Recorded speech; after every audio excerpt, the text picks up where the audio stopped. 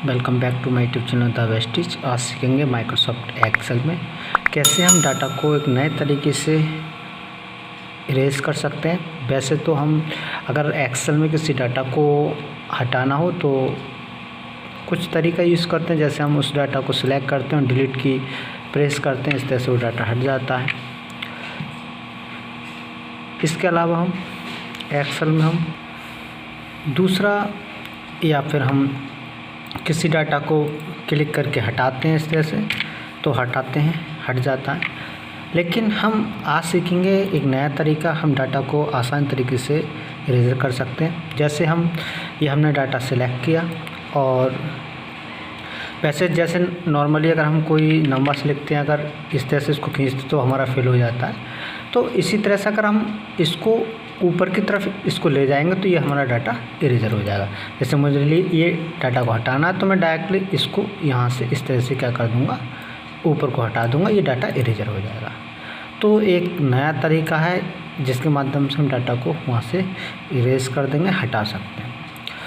दूसरा सीखेंगे हम डाटा को किसी को एक स्थान से दूसरे स्थान को मूव कराना। मान लो मुझे इसका टोटल करना है तो मैं यहाँ पे फंक्शन पे क्लिक करूँगा, सम फंक्शन लगा दूँगा और ओके, ये मेरा क्या होगा, टोटल निकल के आ गया। अगर इस टोटल को मैं यहाँ से यहाँ उठा के ला रहा हूँ तो आसानी से ही हैंडल पकड़ के जहाँ ले जाएंगे वहाँ पे हमारा ये टोटल उठ के चला जाएगा। इस तरह से ये फंक्शन फार्मूला के साथ देखो, ये यहाँ लगाएंगे वहाँ लग जाएगा इस तरह से। तो हम एक स्थान से दूसरे स्थान को आसानी तरीके से डाटा को मूव भी हम कर सकते हैं। अगला तरीका सीखेंगे हम एक्सेल में। ये हमें नहीं पता होता है कि हमारा जो कुछ स्टूडेंट को पता नहीं होता है कि हमारा जो लास्ट कॉलम है वो क्या है।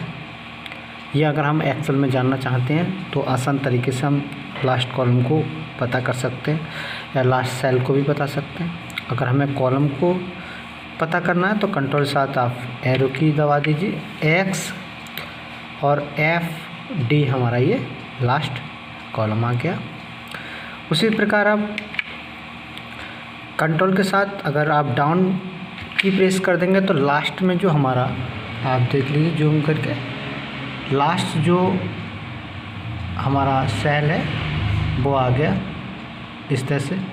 तो हम इस तरह से आसान तरीका है, हम एरो की का यूज़ करके किसी भी कॉलम को या रो को पता कर सकते हैं, बहुत ही आसान तरीके से। दूसरा, हमारा जो कॉलम है उसका हाइट या विड्थ हमें बढ़ाना हो तो नॉर्मली हम इसको पकड़ के इस तरह से ड्रैग करते हैं या फिर इस तरह से पकड़ के ड्रैग करते हैं। दूसरा तरीका है, हम फॉर्मेट में जाएंगे, फॉर्मेट में जाने के बाद हमारे लिए ऑप्शन मिल जाएगा कॉलम हाइट का। आप यहाँ से भी कॉलम को हाइट डाल के बढ़ा सकते हैं। हमारा जो कॉलम का हाइट होता है और विड्थ जो होता है, कुछ लोगों को पता नहीं है कॉलम की हाइट या विड्थ कितनी होती है। तो आप इसको इरेज कर, मतलब इसको इस तरह से हैंडल पकड़ेंगे और लास्ट तक खींच के ले जाएंगे तो हमें पता चल जाएगा कि हमारा कॉलम कितना बड़ा है। इस तरह से ये पता कर सकते हैं हम, इस तरह से ये हमारा, अगर इस तरह से इसको ले जा सकते हैं। तो यहाँ से जाने के बाद जैसे हमें अगर हाइट चेक करनी है तो हाइट पे क्लिक करेंगे और हाइट जो होती है 409 यानी कि 409.50 इसकी हाइट, टोटल हाइट आ जाएगी। इस तरह से थोड़ा कम कर लीजिए जो आपको मिल जाएगा। देखो ये यहाँ पे लिख के भी आ गया होगा, इस तरह से यहाँ पे लिख के आ जाता है कितने पिक्सल है। उसी प्रकार अगर इसकी विड्थ को देखना है तो आप इसकी हाइट के साथ साथ विड्थ भी चेक कर सकते हैं। विड्थ जो होती है 255 आप फिल कर दीजिए, आपका विड्थ आ जाएगा। ये आपका विड्थ निकल के आ गया।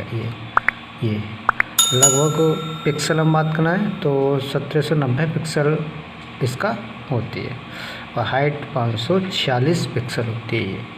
तो इस तरह से हम आसान तरीके से अपने एक्सेल में देख सकते हैं।